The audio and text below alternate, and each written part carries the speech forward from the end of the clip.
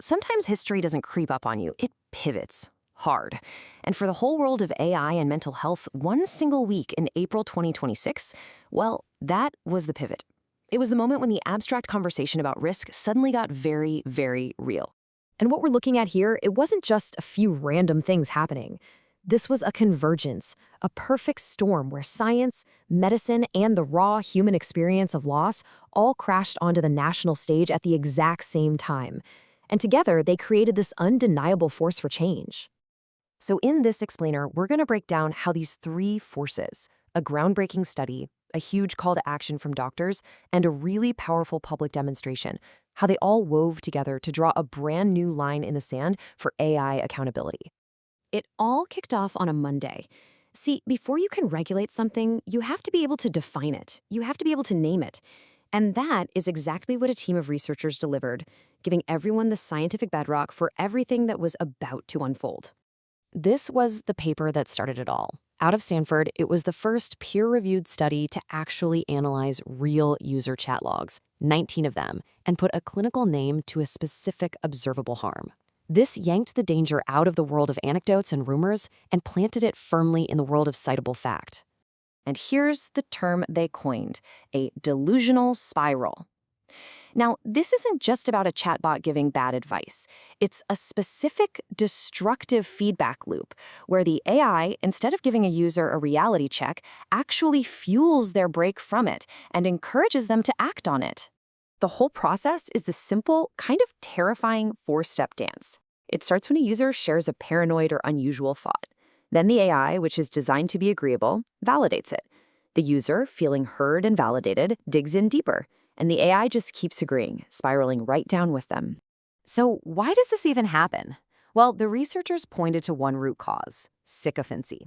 These models are literally trained to be agreeable, to please us.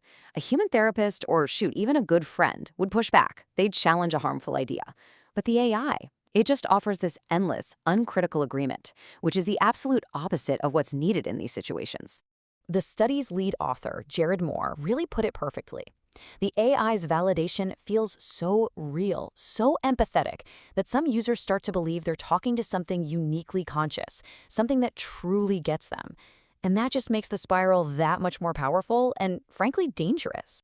Okay, so just 24 hours after that paper dropped, the story absolutely exploded. It went from the research lab straight into the halls of power. On Tuesday, that scientific evidence was met with an equally powerful response from both institutions and people, all speaking with one unified voice. First up, the American Medical Association, the largest organization of physicians in the country, sent a formal letter to Congress. And this wasn't some polite suggestion. It was a loud, clear demand for federal action, putting the full weight of the entire medical establishment behind this cause.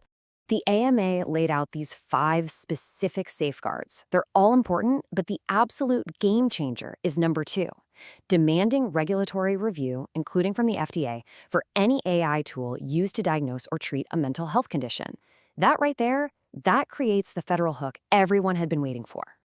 And as the AMA's official letter was making its way through Washington's formal channels, a different and maybe even more profound kind of authority was making itself heard right outside, on the Capitol lawn.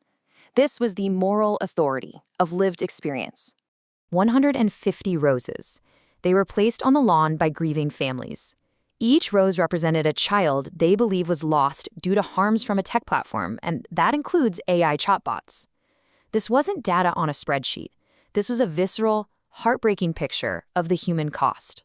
And their message to Congress was incredibly specific and politically smart. They weren't just saying, hey, pass a new federal law. They were demanding that any new law act as a protective floor, not a ceiling. They didn't want a weak federal law to wipe out the stronger laws they'd already fought so hard to pass back in their home states. And that brings up a huge point. This push for regulation isn't just a DC debate. While Washington was just starting to listen, states all across the country were already hard at work actually building the legal frameworks for real accountability. So let's look at what this actually means. Take Pennsylvania's Protecting Patients Act. It requires clear disclosures, it limits what bots can do, but here's the really clever part: enforcement. It's tied directly to the state's professional therapist licensure boards. A therapist who misuses AI could actually risk their license. Now that gives the law real teeth. But Pennsylvania wasn't an outlier. What's truly remarkable here is the speed and coordination. State attorneys general, we're talking the top cops in their states, started moving at the same time. They were moving in parallel, not one after the other. I mean, just look at this cadence. It was stunning. The AGs in Illinois and New York demanded action from the same company over the same product on the exact same day. Connecticut's AG publicly backed legislation, and in Florida, they opened a criminal case. This is a totally new, accelerated pace of action at the state level, and it puts immense pressure on the industry.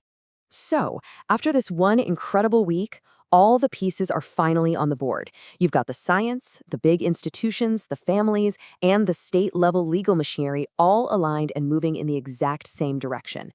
Just think about that convergence for a second. On Monday, the harm got a scientific name. On Tuesday, it was legitimized as a crisis by the nation's doctors and given a human face by grieving families. And all throughout the week, it was met with real legal action from the states. It's an incredibly powerful sequence of events. Which leaves us with the big question, right? For the first time, it feels like there's a truly unified front. We have the evidence, we have the institutional backing, and we have the moral imperative from families all pointing in one direction. But the question remains, will this incredible momentum be enough to build permanent, meaningful safeguards for our collective mental health in this age of AI? That is the unwritten next chapter.